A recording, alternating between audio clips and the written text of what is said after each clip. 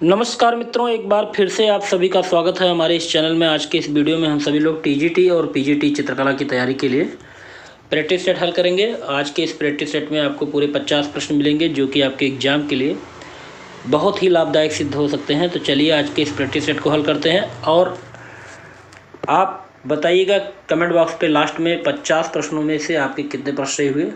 तो चलिए, अगर वीडियो को लाइक नहीं किया तो लाइक कर दीजिए और शेयर कर दीजिए जिससे आज की क्लास में अधिक से अधिक लोग जुड़ें। तो सबसे पहला प्रश्न हल करते हैं। पहला प्रश्न है, विश्व का सबसे बड़ा नीलामी घर कौन सा है? 4 विकल्प दिया गया है, तो बताइएगा इन विकल्पों में से सबसे बड़ा नीलामी घर कौन सा है। तो यहाँ पे सही जवाब होगा ऑप्शन ए, क्रिस्टीज। तो विश्व का सबसे बड़ा नीलामी घर कौन सा है? क्रिस्टीज नीलामी घर। अगला प्रश्न है, प्रसिद्ध पांडवानी गायिका तीजन बाई को भारत सरकार का प्रतिष्ठित पद्म भूषण पुरस्कार कब मिला था?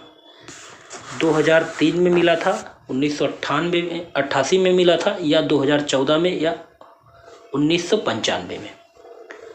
सही जवाब क्या होगा? तो जितने लोगों ने ऑप्शन ए जवाब दिया बिल्कुल सही है। 2003 में प्रसिद्ध पांडवानी गायिका तीजन बाई को भारत सरकार का जो प्रतिष्ठित पुरस्कार है पद्म भूषण दिया गया था। अगला प्रश्न है, विश्व की सबसे महंगी पेंटिंग कौन सी है? बताइएगा इन चारों में से विश्व की सबसे महंगी पेंटिंग कौन सी है?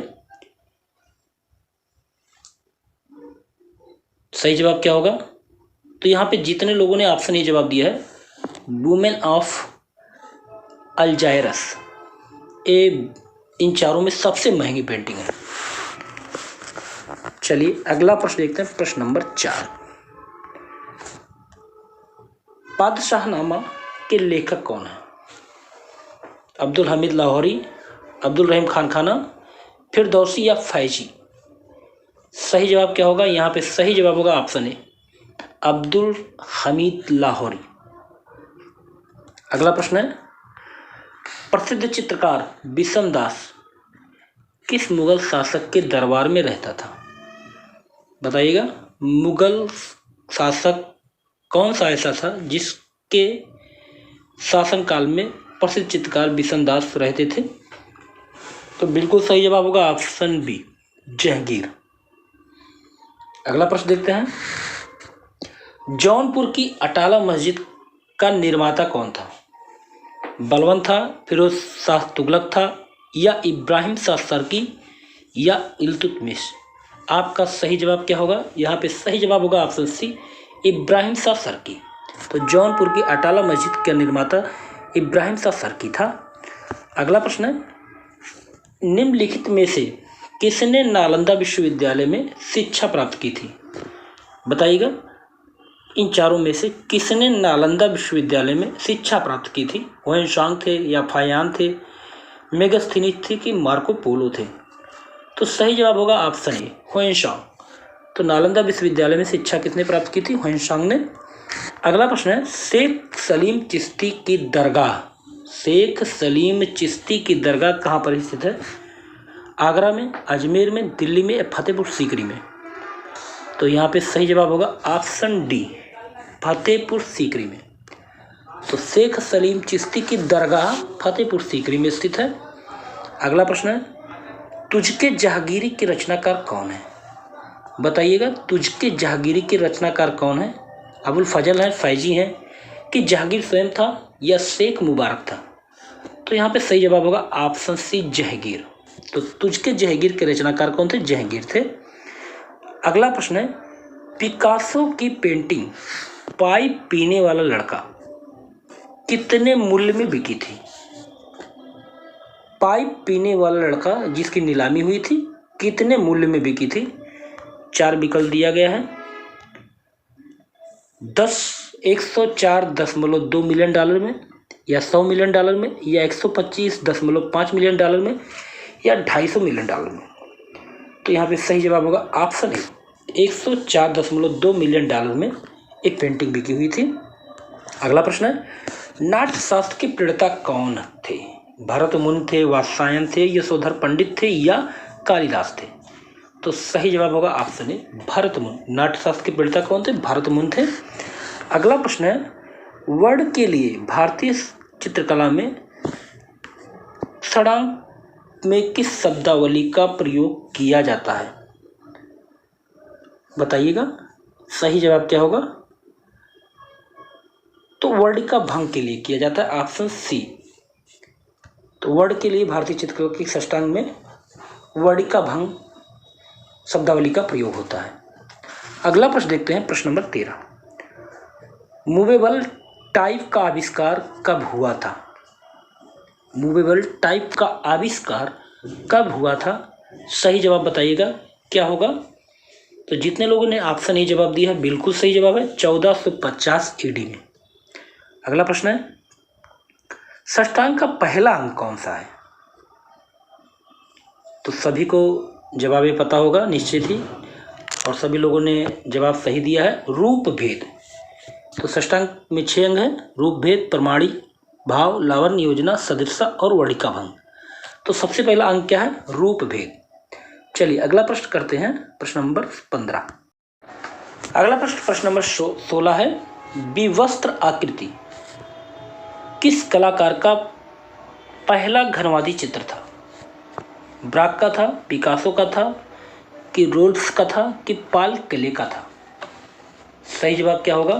तो यहाँ पे सही जवाब होगा ऑप्शन ए ब्राक का। तो विवस्त्र आकृति जॉर्ज ब्राक का पहला घनवादी चित्र था और ये इसको बनाया था 1908 में। चलिए अगला प्रश्न देखते हैं, प्रश्न नंबर 17। पिकासो का कौन सा चित्र अति यथार्थवादी एवं घनवादी शैलियों के मिश्रित रूप का प्रतिनिधित्व करता है?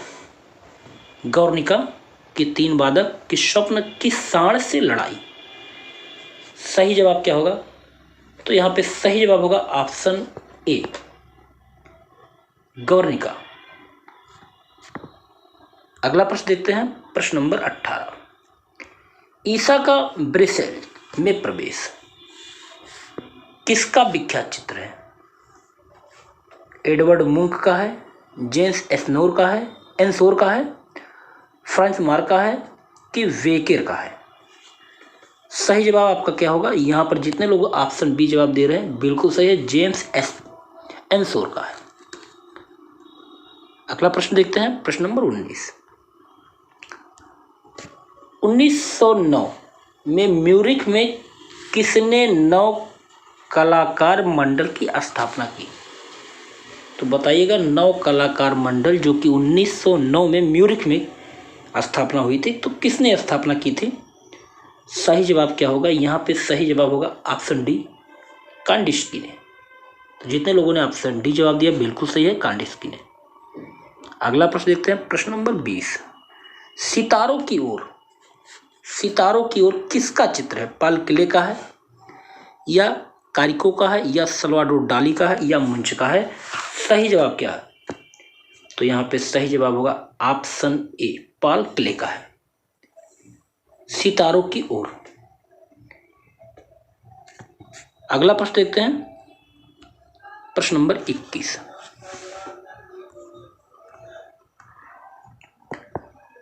यदि हम अदृश्य का साक्षात्कार करना चाहते हैं तो हमको दृश्य की अंतिम गहराई तक पहुंचना होगा।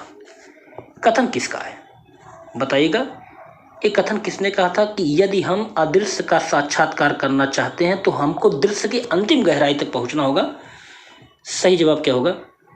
तो यहाँ पे सही जवाब होगा ऑप्शन बी मार्क्स बेकमन। अगला प्रश्न देखते हैं, प्रश्न नंबर 22। किस कलाकार के चित्रों के विषय मुख्य रूप से मध्ययुगीन गिरजाघरों व सागर किनारों के दृश्य थे?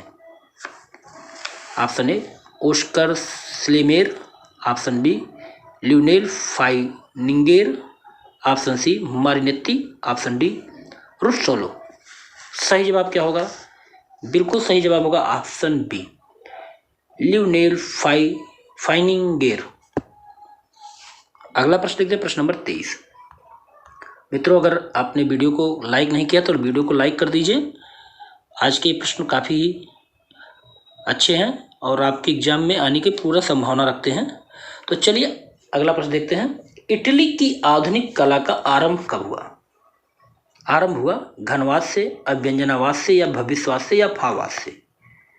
तो सही जवाब होगा ऑप्शन सी, भविष्यवाद से। इटली की आधुनिक कला का आरंभ भविष्यवाद से आरंभ हुआ।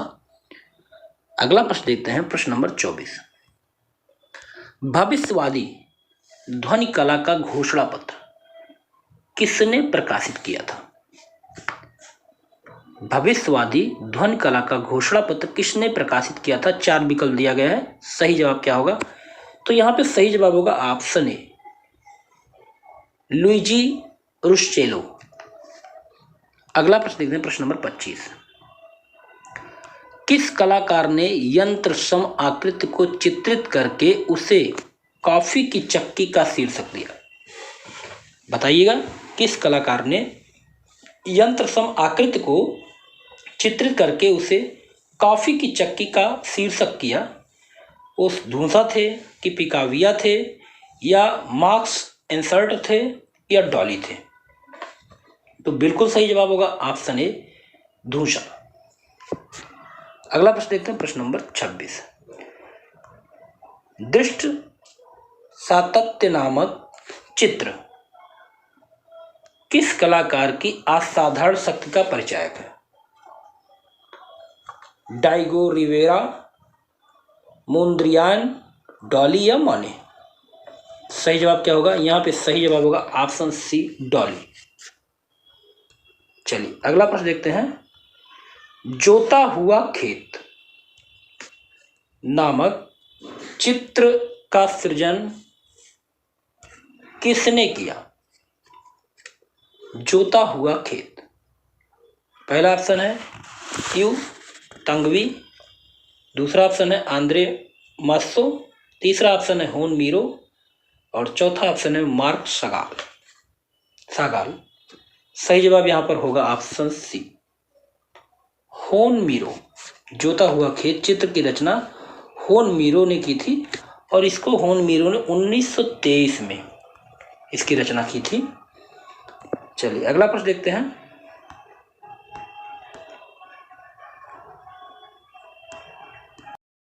अगला प्रश्न है, आनंदोत्सव की रात किस चित्रकार का पहला महत्वपूर्ण चित्र था?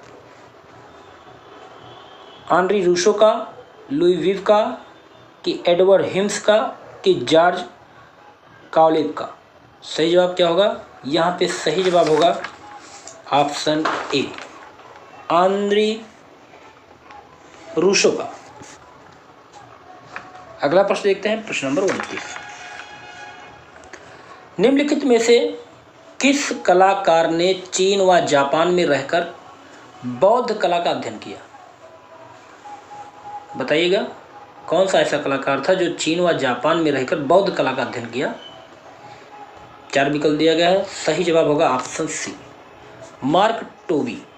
तो जितने लोगों ने ऑप्शन सी जवाब दिया बिल्कुल सही जवाब है। अगला प्रश्न देखते हैं, प्रश्न नंबर 30। नव यथार्थवाद का घोषणा पत्र कहाँ प्रकाशित हुआ? मिलान में, पेरिस में, ज्यूरिख में, या बर्लिन में? तो सही जवाब होगा ऑप्शन ए, मिलान में। तो चलिए अगला प्रश्न देखते हैं, प्रश्न नंबर 32। 1930 में किस कलाकार के चित्रों की प्रदर्शनी पेरिस के गैलेरी पिगाल में आयोजित हुई थी? डॉली, माने, रविन्द्रनाथ टैगोर, या जामिनी राय? सही जवाब क्या होगा? यहाँ पे सही जवाब होगा ऑप्शन सी, रविन्द्रनाथ टैगोर। अगला प्रश्न देखते हैं, प्रश्न नंबर 32। सर्वोच्चवाद के प्रणेता कौन थे? बताइएगा, सर्वोच्चवाद के प्रणेता कौन थे? कासिमिर मेलेविच, मिखाइल लारियोनोव, या मोरिस उत्रेलो, या पिकाविया? सही जवाब क्या होगा? यहाँ पे सही जवाब होगा ऑप्शन ए, कासिमिर मालेविच। अगला प्रश्न देखते हैं, प्रश्न नंबर 33। युवा कला नामक पत्रिका का प्रकाशन किस महान कलाकार ने किया? जॉर्ज ब्राक ने किया था, कि पिकासो ने किया था, कि पियर बोनार ने किया था, कि ओदिलो रोंदे ने किया था? सही जवाब क्या होगा आपका? तो यहाँ पे सही जवाब होगा ऑप्शन बी, पिकासो ने। तो 1901 में पाब्लो पिकासो ने युवा कला नाम की पत्रिका का प्रकाशन आरंभ किया था। तो इसका सन भी पूछा जा सकता है। तो 1901 ईस्वी में युवा कला नामक पत्रिका का प्रकाशन पिकासो ने किया था। अगला प्रश्न है, बेटसा की गुफाएं कहाँ स्थित हैं? महाराष्ट्र में, तमिलनाडु में, छत्तीसगढ़ में या झारखंड में? तो सही जवाब होगा ऑप्शन ए, महाराष्ट्र में। तो बेटसा की गुफाएं मुंबई और पूना रेल मार्ग पर बड़गांव स्टेशन से 6 मील दूर स्थित है। तो ये सही जवाब होगा ऑप्शन ए। अगला प्रश्न है प्रश्न नंबर 35। अगला प्रश्न है, कलाकृतियों में भोग का अर्थ क्या है? खाद्य सामग्री है, प्रसाद है, कृत्य में प्रयोग की गई सामग्री है या चित्रण विधि है? तो यहाँ पे सही जवाब होगा ऑप्शन सी, कृत्य में प्रयोग की गई सामग्री कलाकृति में भोग कहलाती है। अगला प्रश्न है, पास पास की रेखाएं खींचकर छाया प्रकाश के प्रयोग दर्शाना क्या कहलाता है? सही जवाब क्या होगा? तो यहाँ पे जितने लोग ऑप्शन सी जवाब दे रहे हैं, हैचिंग, बिल्कुल सही जवाब है। अगला प्रश्न है, चित्र षष्टांग किस ग्रंथ की उत्पत्ति है? विष्णु धर्मोत्तर पुराण, कामसूत्र की टीका, चित्रसूत्र या वास्तुशास्त्र? तो सही जवाब है यहाँ पे ऑप्शन बी, कामसूत्र की टीका। अगला प्रश्न है, सर्वप्रथम किसने राजस्थानी चित्रों की खोज की? राय कृष्णदास ने, आनंद कुमार स्वामी ने, मोतीचंद ने, कि अविन्द्रनाथ टैगोर ने? तो बिल्कुल सही जवाब है ऑप्शन बी, आनंद कुमार स्वामी। अगला प्रश्न देखते हैं, बारहमासा चित्रण किस शैली में अधिक हुआ? अजंता में, मुगल में, राजपूत में या पहाड़ी शैली में? तो बिल्कुल सही जवाब है ऑप्शन डी, पहाड़ी शैली में बारहमासा चित्रण शैली, बारहमासा चित्रण अधिक प्रयोग हुआ था। अगला प्रश्न है, रसिक प्रिया का सर्वप्रथम चित्रण किस स्थान पर हुआ? बूंदी में, कि बुंदेलखंड में, कि बीकानेर में, कि कांगड़ा में? सही जवाब क्या होगा? यहाँ पे सही जवाब होगा ऑप्शन बी, बुंदेलखंड में। तो रसिक प्रिया का सर्वप्रथम चित्रण किस स्थान पर हुआ? बुंदेलखंड में। अगला प्रश्न है, दीपक राग तथा भैरवी रागिनी किस शैली के प्रसिद्ध चित्र हैं? बूंदी शैली के, कि जयपुर शैली के, मेवाड़ शैली के, जोधपुर शैली के? तो यहाँ पे सही जवाब होगा ऑप्शन ए, बूंदी शैली के। तो दीपक राग तथा भैरवी रागिनी बूंदी शैली के प्रसिद्ध चित्र हैं।